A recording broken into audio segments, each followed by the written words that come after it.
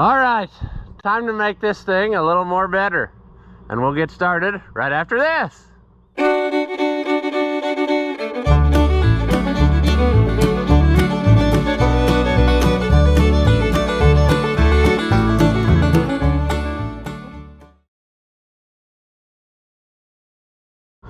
Welcome back. If you haven't seen my videos before, I'm Ross the Oliver Man.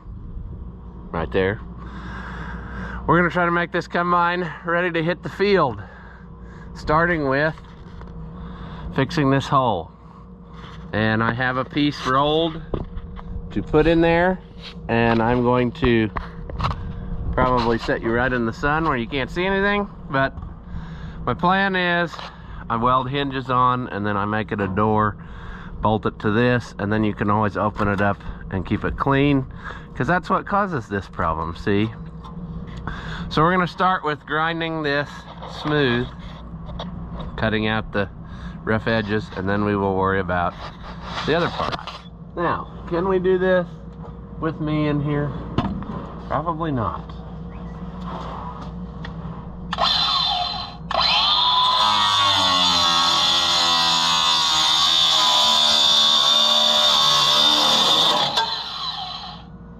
It's kind of rusty back to there.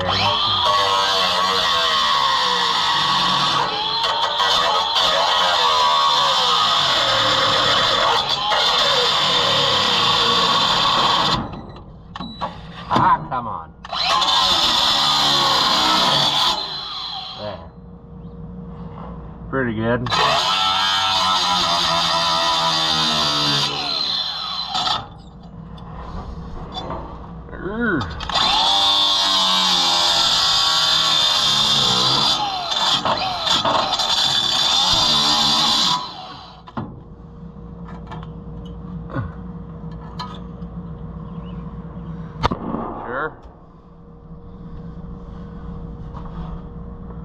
Better. Somebody got some tarp or something wrapped up in that.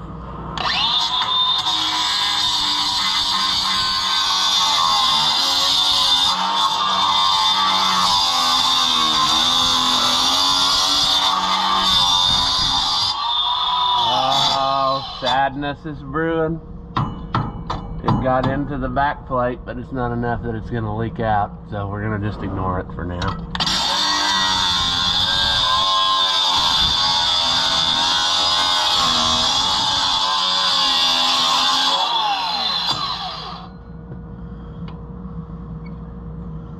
That should be good. This isn't going to be hard because of the sheet metal. I can't get up here.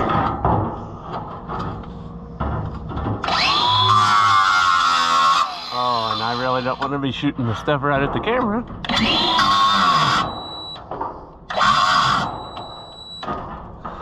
Come on.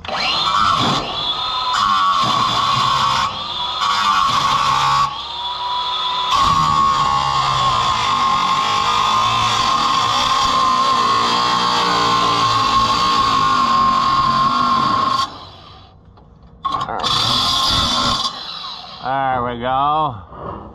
That's at least somewhat of a square opening.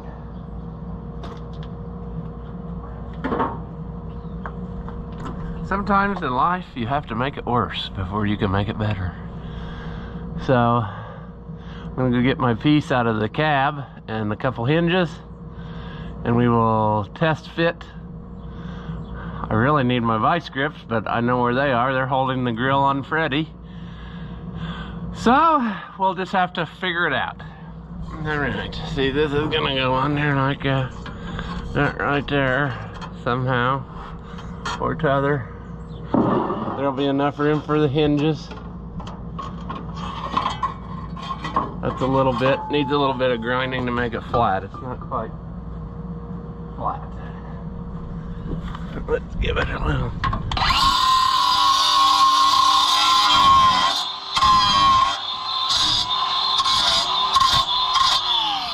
That's got a bubble in it. I probably shouldn't get rid of that, but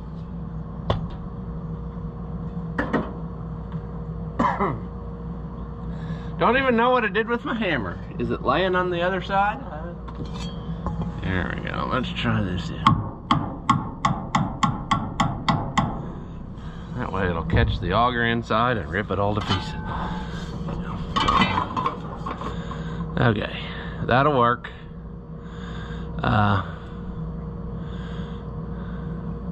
Yeah. So probably what I will do, probably out here, I will weld these hinges on first, if I can get them out of the pack. Basically, just go to the hardware store and get yourself some hinges of some variety. Actually, I got more than what I needed here. These are a lot bigger than what I normally would use.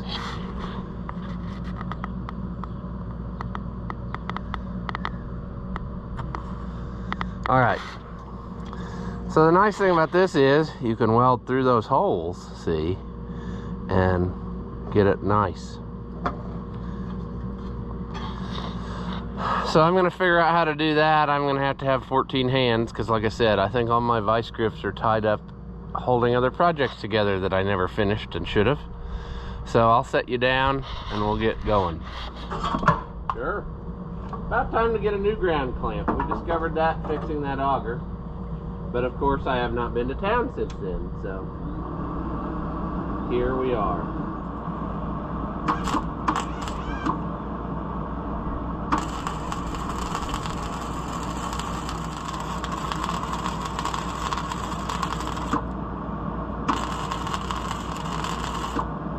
Alright. We're coming along now, finally. Okay, now this is going to be difficult because we're going to have to, everything's burning hot now, see.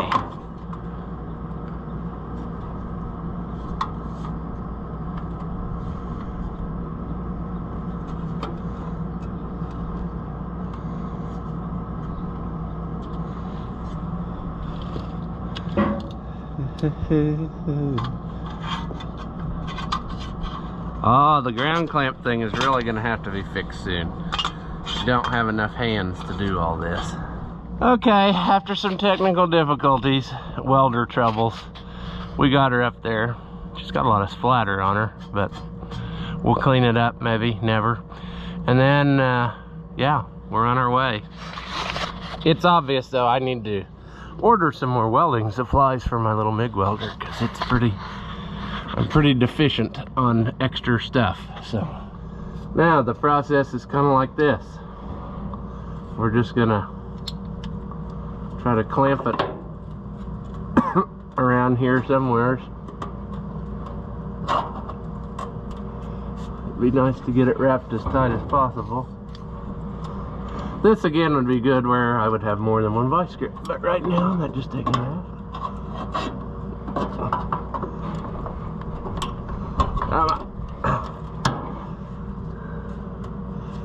Yeah, I'm gonna have to get more vice grips, I think, to get it as tight up there as I'd like it. Basically, we'll just drill a hole here and back here, and then we'll bolt it to here, and then you can always pull this closed, see? So that is our plan as such. Yeah, hopefully you can see. I don't know. I'm gonna try this very dull drill bit probably.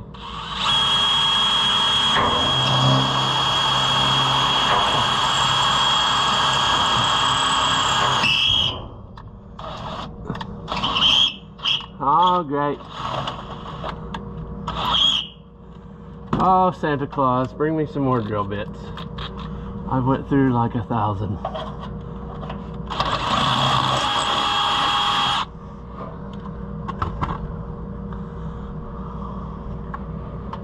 That's awesome when I drop stuff, because then I get to work twice as hard to get it.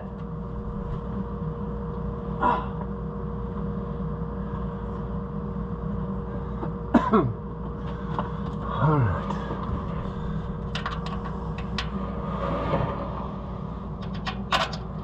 This isn't a perfect system, because you will have to work probably with a vice grip to put this door closed again, but it's a pretty good system I've used for years.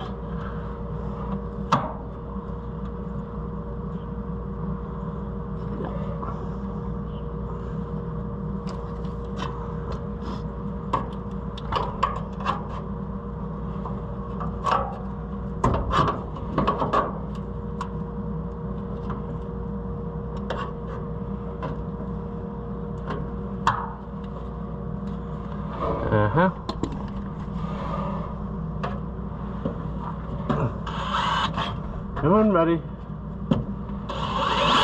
No.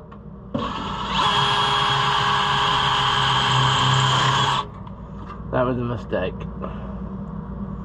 Too close to the edge.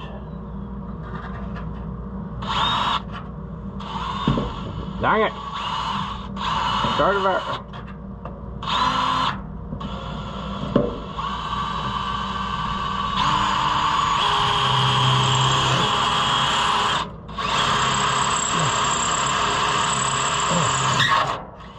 So then we do the exact same thing that we just did. See, that's fine. This could be better. It could be worse. All right.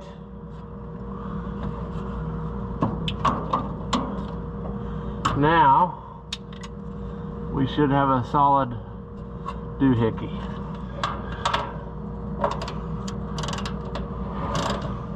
Can't find just a regular old 17 or 7/16.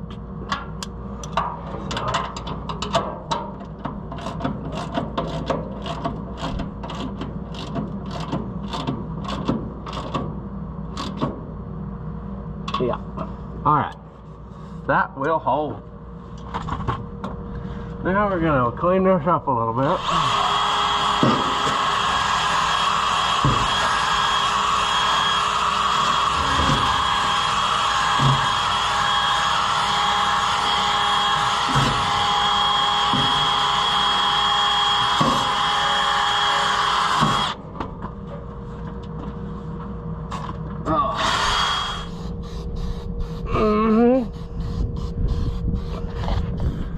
Once again, just look at the sky. I don't really want to get the camera covered with this paint. All right, I would call that success. It's gonna have a little run in it, but oh well. But we got that fixed. We got a door we can open back up. When we are done playing, we will open it back up and paint the inside of it. Clean that up and paint it, but I think that will hold enough corn. We won't have to worry about that. So our next affair then is going to be under here, and this is going to be sadness, friends. I don't know that even what I got was a big enough patch for this. I mean, you can just about see your head through here. Man, see, that's what happens when you don't clean your grain pans off. And I'm no better. I mean, geez. I don't know if that patch I brought was big enough to go or not. I was planning on just welding it to the outside and here, and then maybe like self-tapper it to the corrugated part just to get us going. But I don't know, friends. That's a pretty big dang hole. I might have to go more than that. Because see, you can actually see what happens here.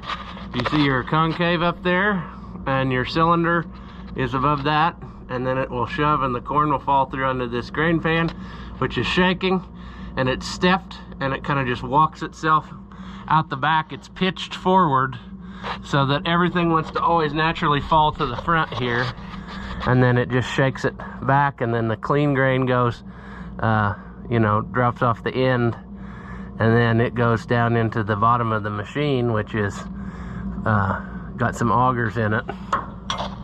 And then I guess I should explain that better, because I talked about that. What we just fixed was the return elevator. So once it shakes through there, and then of course your fan's blowing wind across everything, when the corn falls finally through, sometimes there's still trash in it. So if there's trash in it, I guess what I should say is the closest one, let's go to this side. I'm making this way more confusing and you're not gonna be able to understand it. But the front auger in the bottom is your clean grain. When it shakes off the end of the grain pan, falls down, it's basically clean grain. It goes through another short auger, or yeah, that's got paddles in it, that's what I'm saying. And it dumps it into this auger, and then it goes up into your grain tank. But then if it makes it farther than that, like it's still mixed in with trash and it's still shaking, then what happens is when it falls through these chaffers, it'll land in the second auger, and the second auger is the one we just did, and that is your return grain. So it will come through here and it will get carried up back here, and it gets dumped back into the cylinder for re-threshing so that maybe it gets cleaner. So that's happening the whole time stuff is coming in. It's going, you know, shaking off the end of there, the trash. The cylinder has pretty well separated a lot of it by this point, so your stalks and ear pieces and stuff are going up the top of those straw walkers way above all of what's happening here. The grain is on the grain pan trying to get separated from the final bit of trash. The pure grain goes into that first auger, goes into the grain tank, and if it's still hanging on by back here, it falls into here, goes up and gets re-threshed until it is clean. And that cycle just keeps repeating until it finally either ends up in the grain tank or goes out the back of the machine. So everything is pitched forward so that it has to work to get itself out. That is why the terrain you are combining on is very important, and that is why such a thing like hillside combines exist, because the more level you can keep this machine, the better job it's going to do.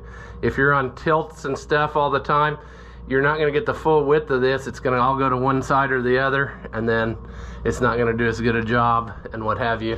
Here's the straw walkers. If I didn't say, they're on eccentric cranks, so they're always going like this, and they're just shaking and walking the stuff up to the back.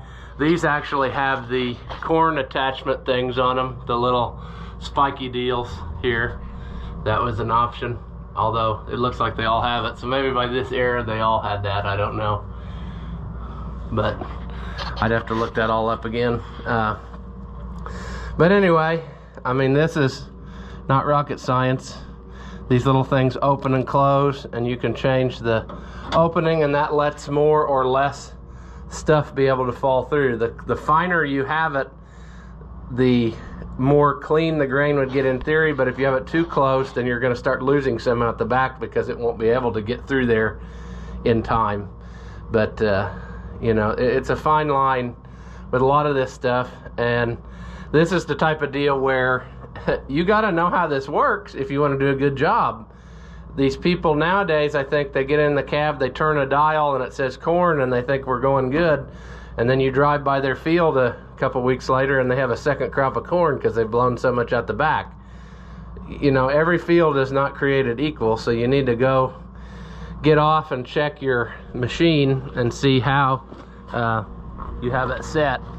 Anyway, that's how she works, and I guess next time we will tackle the grain pan repair, because this is a pretty long video already probably. And so if you like it, give it a thumbs up, leave a comment. That stuff doesn't cost anything and it sure helps me out. And as always, thank you for watching, and I'll see you in the next one.